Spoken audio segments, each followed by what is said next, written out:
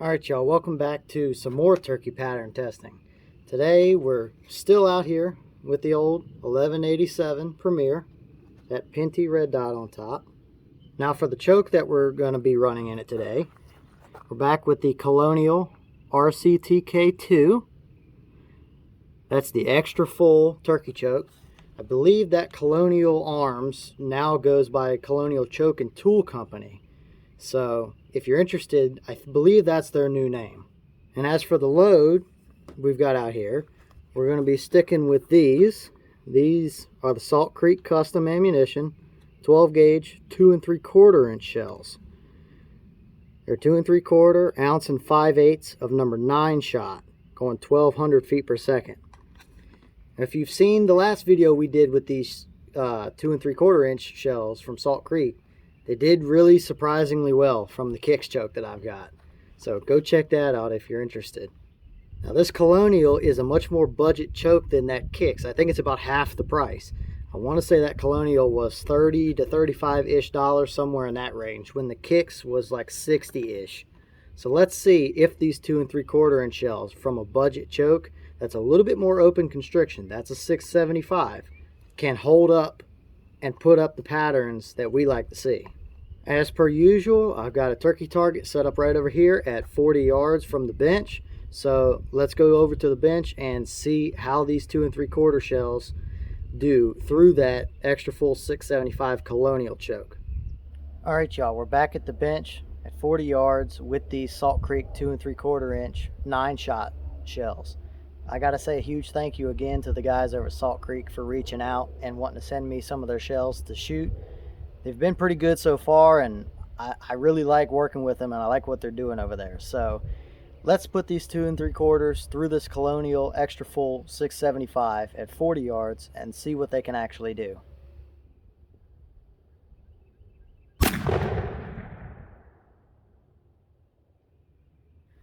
All right, walking up to it here, this is what we've got. Absolutely a dead bird. Maybe just a touch low, but that's not the choke or the load that I'm zeroed with. But you get not necessarily flyers. I mean, you got like one right over here, maybe two. But there's shot surrounding the target here.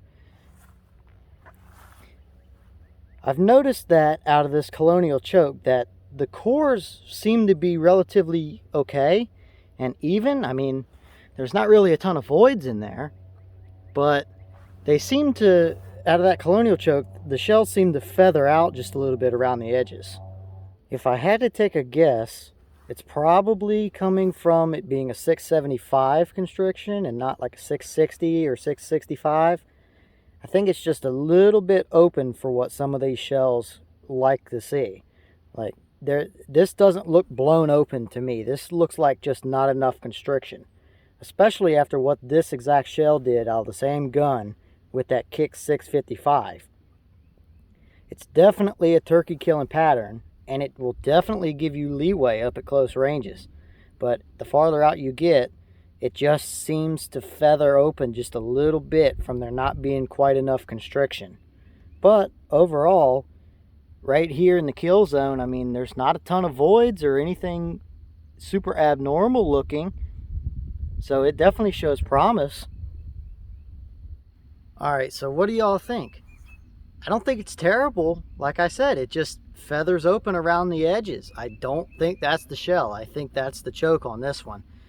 I've noticed it in some of the other pattern tests that we've done through that choke, that the cores seem to be okay. They seem to be pretty even, but the edges just feather out and open up just a little bit. I think it just comes from it being a little bit more open constriction. At 675, it's not like a 660 or something would be.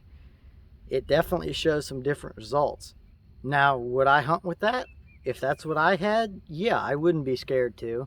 But I think that kicks choke, if you haven't seen that video, does shoot this 2 3/4 a little bit better. But with that being said, if that's all you got, or if you like more leeway, or if you've got a youth hunter or something of that sort, and you need that little bit more leeway or less recoil from that 2 3/4 shell, that will absolutely take a turkey all the way out to 40 yards.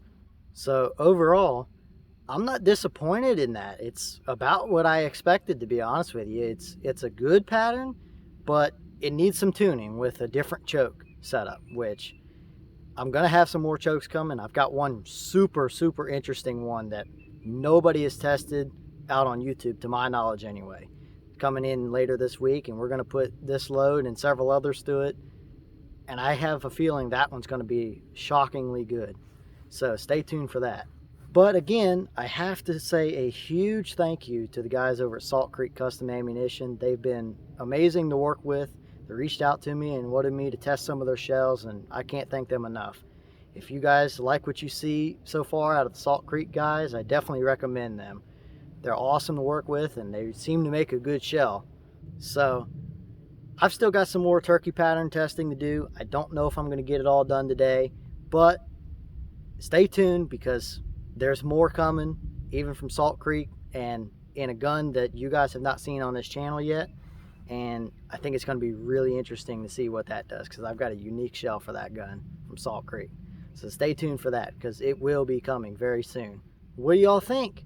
Do you like it? Do you prefer something else? It's kind of what I expected, to be honest. It's definitely a good pattern, but it just needs some fine tuning. That little bit more open budget choke just doesn't quite constrict it enough, from what I'm seeing anyway.